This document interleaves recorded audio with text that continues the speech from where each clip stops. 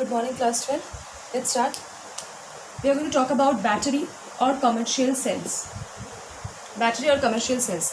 Now, what are they? It's combination of two or more electrochemical cells that are electrically connected to work together for the production of the electricity. Now, under this we have primary cell and secondary cell. Primary cell are the ones that cannot be recharged, hence can be used only once. Under this we have two examples. We have dry cell or Lakeland cell and we have mercury cell. So first of all we are going to talk about the dry cell or the Lakeland cell.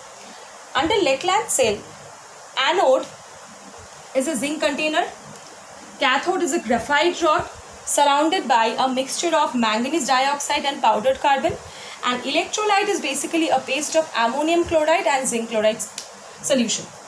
Now let's look into the reactions at anode and cathode. At anode, since anode is a zinc container, so zinc will undergo oxidation to Zn2 positive. This is solid and this is aqueous.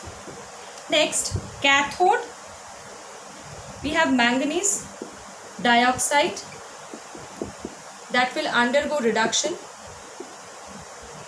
Ammonium ion we are getting from the electrolytic solution.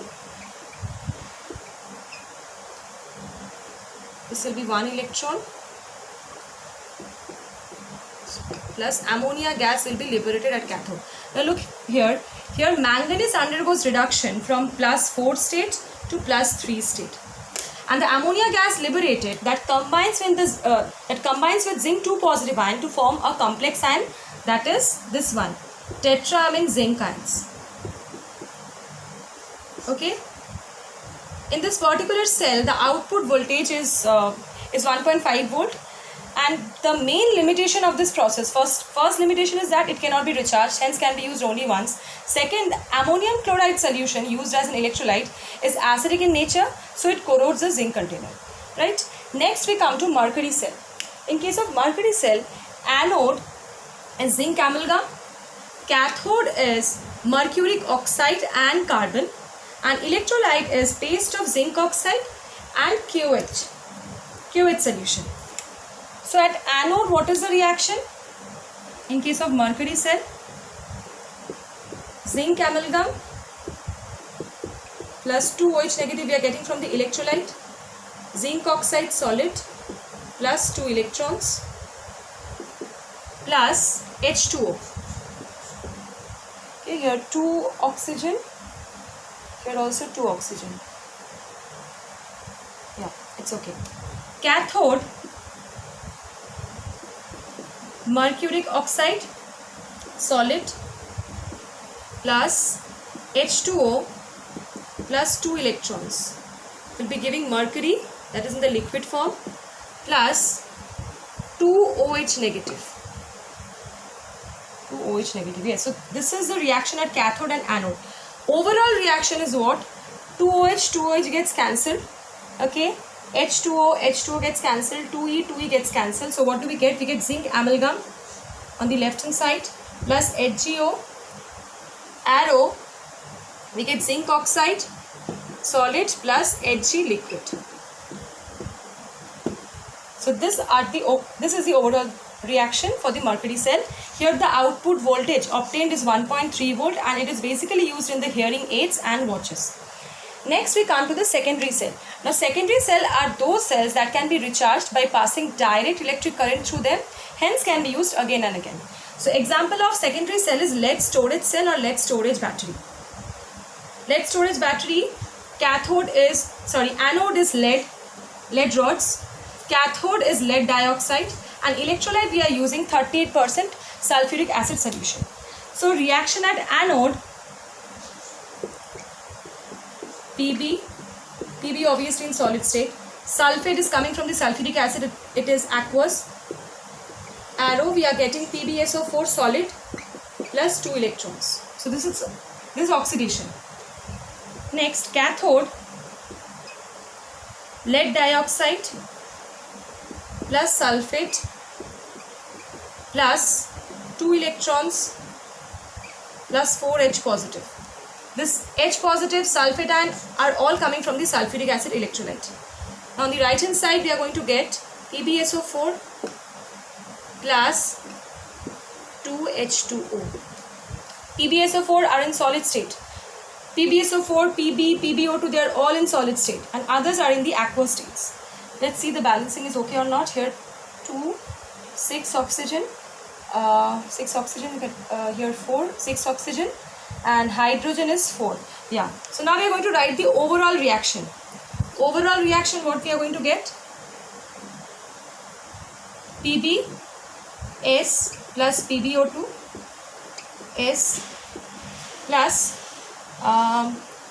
4H positive plus 2 sulfate ions. 2 electron will get cancelled on both the sides, and we are going to get 2 PbSO4 plus 2H2O. Okay.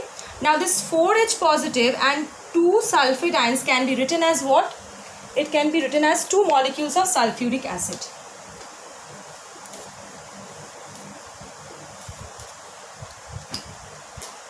So we can write Pb plus PbO2 plus 2H2SO4, this entire term, arrow 2 PbSO4 plus 2H2O. This is the entire reaction of this lead storage battery or lead storage cell. 2408. Okay. Now this particular equation, it represents discharging a battery. Discharging a battery means when electrical energy is generated. Okay. Now what happens when complete electricity or when complete electrical energy is generated, the cell will stop acting as a galvanic cell. Okay, and it will start acting as an electrolytic cell. At this point, it is acting as a galvanic cell when electricity is provided. Now, after the complete discharge of the electricity, the cell will stop acting as a galvanic cell and it will start acting as an electrolytic cell. Then, in case of that process, now that process is known as recharging a battery. This is discharging a battery when electricity is generated, and the reverse reaction will be recharging a battery. Okay, in case of discharging a battery, concentration of sulfuric acid decreases, and in case of recharging a battery, concentration of sulfuric acid increases. So that's it about lead storage cell. Next we come to fuel cell. Fuel cell are those galvanic cells that uses the energy of combustion of the fuels like hydrogen, methane or methanol to produce electricity. We are going to study about the hydrogen oxygen fuel cell. So anode here, basically both anode and cathode are made up of carbon rods containing catalyst like platinum, palladium or silver. Electrolyte is an aqueous solution of NaOH or KOH. Now we are going to study the reactions at anode and cathode. Hydrogen gas we are passing via the inlet.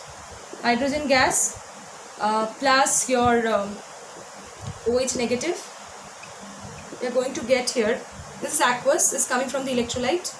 We are going to get H2O plus 2 electrons. 2H2O plus 2 electrons. 2OH, here 1, 2, 3, 4, yes. Cathode, oxygen gas plus 2H2O plus 4 electrons, arrow 4OH negative. Okay, this is balanced, 4OH. Okay. Now this equation we are going to multiply by 4. Okay, and then we are going to write the overall equation. If we multiply this equation by 4, what do we get? We get 4H2 plus 8, sorry, not 4, by 2. We are going to multiply this equation by 2. So 2H2, 4OH negative, arrow 4H2O plus 4 electrons. So this is my new equation. Now if I write the overall equation, what do I get? This 4OH will get cancelled, 4E will get cancelled. Okay, so the overall reaction will be 2H2 gas plus O2 gas, arrow will be 2H2O. This is the overall reaction of the hydrogen oxygen fuel cell. But it is balanced. Yes. Now what are the advantages? It has high efficiency. It is pollution free source of energy. And then next one is it's a continuous source of energy. And what are the limitations? The electrolyte used here is corrosive in nature. Catalyst, that is platinum, palladium, silver, they are costly. It is difficult to handle the gaseous fuels at low temperature and high pressure, and to provide a contact between gaseous fuel, solid catalyst and liquid electrolyte is a bit difficult. So these are the few limitations or disadvantages of hydrogen oxygen fuel cell. So that's it, class 12. Thank you.